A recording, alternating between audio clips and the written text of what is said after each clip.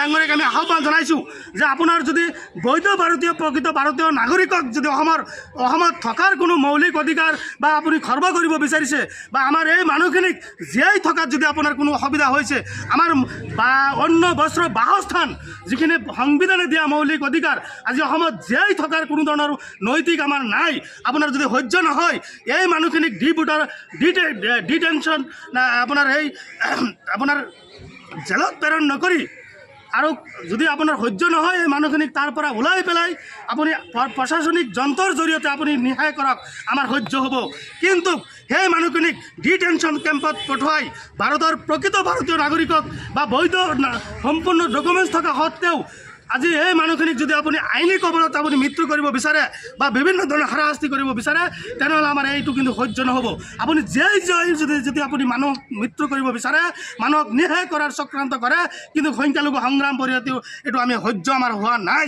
আপুনি লাগিলে এই মানুহখিনিক তাৰ পৰা ওলাই আনি ৰাস্তাত থিয় কৰাই আৰক্ষীৰ জৰিয়তে আপুনি নিহাই কৰক, আপোনাৰ প্ৰশাসনিক যন্ত্ৰৰ দ্বাৰাই আপুনি নিহাই কৰক আমাৰ সহ্য হ'ব। কিন্তু এই মানুহখিনিক আপুনি এনেকুৱাই আপুনি আইনী প্ৰক্ৰিয়াৰে মানুহখিনিক নিহাই নকৰিব।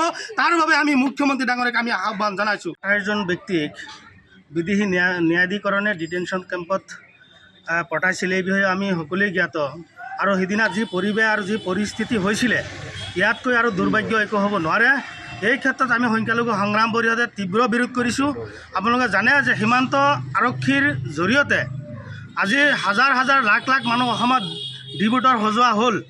সঁচা অৰ্থত ক'বলৈ গ'লে যে AGP চৰকাৰে এই ডিপুটাৰ জন্ম দিছিলে আৰু কংগ্ৰেছ চৰকাৰে ৰক্ষণাবেক্ষণ দিছিলে। আজি BJP চৰকাৰে এই মানুহখিনিক ডিটেনশ্যন কেম্পত প্ৰেৰণ কৰিব লগা হৈছে। আজি আপোনালোকে নিশ্চয় চাইছে যে কংগ্ৰেছ দলৰ যি শাসনকাল আছিলে এক দীৰ্ঘদিনীয়া শাসনকাল, এই শাসনকালত ইচ্ছা কৰিলে কংগ্ৰেছ দলে ডিপুটাৰৰ সমস্যাখিনি সমাধান কৰিব পাৰিলেহেঁতেন। আজি ধুবুৰী লোকসভাৰ সমষ্টিৰ সন্মানীয় বিধায়ক ৰকিবুল হুছেইন ডাঙৰীয়াৰ কোনো ধৰণৰ প্ৰতিক্ৰিয়া নাই। তেখেতে জানে তেখেতৰ ছিগনেচাৰত আজি 8টাকৈ ডিটেনশ্যন কেম্প এই অসমত হৈছিলে। আজি ৰকিবুল হুছেইন ডাঙৰীয়া তেখেতৰ লোকসভাৰ নেতৃত্বত আজি লোকসভা এলেকাৰ নেতৃত্বত আজি বৰপেটাত 28জন ব্যক্তিক আজি পৰিকল্পিতভাৱে ডিটেনশ্যন কেম্পত পঠাব লগা হৈছে। আজি ৰকিবুল হুছেইন ডাঙৰীয়াৰ এই ক্ষেত্ৰত কোনো ধৰণৰ প্ৰতিক্ৰিয়া নাই, অৰ্থাৎ কংগ্ৰেছ দলৰ কোনো ধৰণৰ প্ৰতিক্ৰিয়া নাই। আমি প্ৰথমতে কংগ্ৰেছ দলক আমি এই ক্ষেত্ৰত জগৰীয়া কৰিব বিচাৰিছোঁ। আজি কংগ্ৰেছ দলৰ শাসনৰ কালত হাজাৰ হাজাৰ লাখ লাখ মানুহ অধিকভাৱে যে ডিপুটাৰ সজোৱা হ'ল, কোনো ধৰণৰ সমস্যা সমাধান কৰিব পৰা নাই। আজি ডিপুটাৰৰ নামত বা ডিপুটাৰৰ মানুহখিনিৰ ওপৰত আজি বহুত নেতা আজি বিধায়ক হৈছে, মন্ত্ৰী হৈছে, বিভিন্ন ধৰণৰ ৰাজনৈতিক নেতা আজি হ'ব পাৰিছে, কিন্তু ডিপুটাৰৰ সমস্যাখিনি আজিও ৰৈ গ'ল, কোনো ধৰণৰ সমস্যা সমাধান কৰা নাই।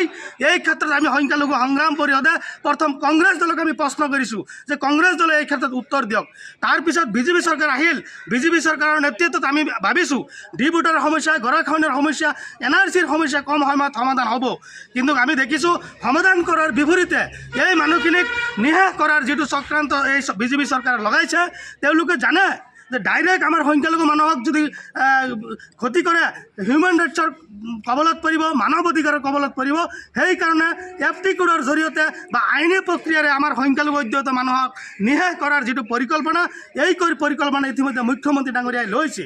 গতিকে আমি মুখ্যমন্ত্ৰী ডাঙৰীক আমি আহ্বান জনাইছোঁ যে আপোনাৰ যদি বৈধ ভাৰতীয় প্ৰকৃত ভাৰতীয় নাগৰিকক যদি অসমত থকাৰ কোনো মৌলিক অধিকাৰ বা আপুনি খৰ্ব কৰিব বিচাৰিছে বা আমাৰ এই মানুহখিনিক জীয়াই থকাত যদি আপোনাৰ কোনো অসুবিধা হৈছে আমাৰ বা অন্য বস্ত্ৰ বাসস্থান যিখিনি সংবিধানে দিয়া মৌলিক অধিকাৰ আজি অসমত জীয়াই থকাৰ কোনো ধৰণৰ নৈতিক আমাৰ নাই। আপোনাৰ যদি সহ্য নহয় এই মানুহখিনিক ডিটেনশ্যন আপোনাৰ এই আপোনাৰ জেলত প্ৰেৰণ নকৰি আৰু যদি আপোনাৰ সহ্য নহয় এই মানুহখিনিক তাৰ পৰা ওলাই পেলাই আপুনি প্ৰশাসনিক যন্ত্ৰৰ জৰিয়তে আপুনি নিহাই কৰক আমাৰ সহ্য হ'ব।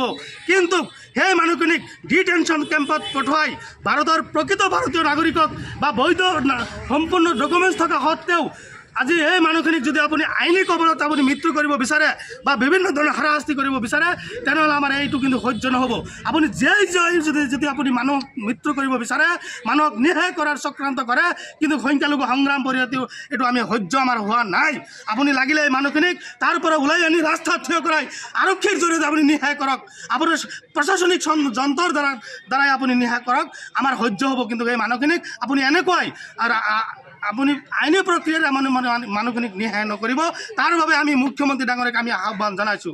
আৰু তাৰ লগতে আমি কৈছোঁ যে আমি সংখ্যালঘু সংগ্ৰাম পৰিষদে আমি লক্ষ্য কৰিছোঁ যে সীমান্ত আৰক্ষীয়ে কোনো ধৰণৰ ডি ভোটাৰৰ লগোৱা মানুহখিনিৰ ওচৰত যোৱা নাই, কোনো ধৰণৰ গাঁৱৰ জৰিয়তে স্থানীয় ৰাইজৰ কোনো ধৰণৰ বাক্য লোৱা নাই বা পৰিয়ালৰ ওচৰত গৈ এই যে প্ৰকৃত ভাৰতৰ নাগৰিকৰ যিখিনি তথ্য পাতি আছে, যে অসমত থকা যিখিনি প্ৰয়োজনীয় ডকুমেণ্টছ আছে, আজি সীমান্ত আৰক্ষীয়ে তদন্ত কৰা নাই। আমি সীমান্ত আৰক্ষীক আমি চেলেঞ্জ কৰিছোঁ যে যদি সাহস আছে আজি 28জন ব্যক্তিৰ ওচৰত আপোনালোকে যাক গৈ পেলাই এজন মানুহ আপোনালোকে বৈধ নাগৰিক ঘোষণা কৰিব নোৱাৰিব। আৰু অসমৰ ভিতৰত হাজাৰ হাজাৰ লাখ লাখ মানুহ যে ডি ভোটাৰ হৈ আছে বা আপোনাৰ ফৰেনাৰ ডিক্লেয়াৰ হৈ আছে, আমি ভাবিছোঁ 99% মানুহৰ বৈধ নাগৰিক আছে, বৈধ নাগৰিক থকা প্ৰমাণ পত্ৰ আছে আৰু 99% মানুহ আমাৰ এই ভাৰতৰ প্ৰকৃত নাগৰিক হয়। এজন মানুহ আপোনালোকে ওলাই দিব নোৱাৰিব সংখ্যালঘু অধ্যুষিত অঞ্চলত যে এজন মানুহ অবৈধ আছে, অবৈধ বাংলাদেশী আছে। এইটো এটা সম্পূৰ্ণভাৱে চক্ৰান্ত ৰাজনৈতিক ষড়যন্ত্ৰ, ৰাজনৈতিক মুনাফা আদায় কৰাৰ স্বাৰ্থকৰ কাৰণে সংখ্যালঘু অধ্যুষিত মানুহৰ নিৰহৰ দৰিদ্ৰ একেবাৰে গৰীব যিখিনি মানুহ নাম লিখিব নোৱাৰে, যিখিনি মানুহ কথা ক'ব নোৱাৰে, যিখিনি মানুহ একেবাৰে আৰ্থিকভাৱে দুৰ্বল, আজি সেই মানুহখিনিৰ ওপৰত আজি ডি ভোটাৰ লগোৱা হৈছে, যি মানুহখিনি আইনীভাৱে তেওঁলোকে যুঁজিব নোৱাৰে আৰু সেই ডিটেনশ্যন কেম্পত মৃত্যু হৈ তেওঁলোকৰ জীৱন নষ্ট হ'ব। এই মানুহখিনিৰ ওচৰত আজি চৰকাৰে আজি ন্যায় কৰাৰ চক্ৰান্ত এটা লগাইছে। এই চক্ৰান্ত আমি সফল হ'ব নিদিওঁ। ইতিমধ্যে সংখ্যালঘু সংগ্ৰাম পৰিষদে অসম ভিত্তিত গুৱাহাটীত নাগৰিক সভা পাতিম আৰু নাগৰিক সভাৰ জৰিয়তে আমি গণতান্ত্ৰিকভাৱে এই কথাখিনি আমি ইণ্টাৰনেশ্যনেল বা আন্তৰ্জাতিকভাৱে বা আমি দিল্লীলৈকে আমি এই কথাখিনি লৈ যাম যে অসমত আমাৰ মৌলিক অধিকাৰ আজি নাইকিয়া কৰিব বিচাৰিছে। আমি জীয়াই থকাৰ অধিকাৰ আজি মুখ্যমন্ত্ৰী ডাঙৰীয়াই আমাক খৰ্ব কৰিছে।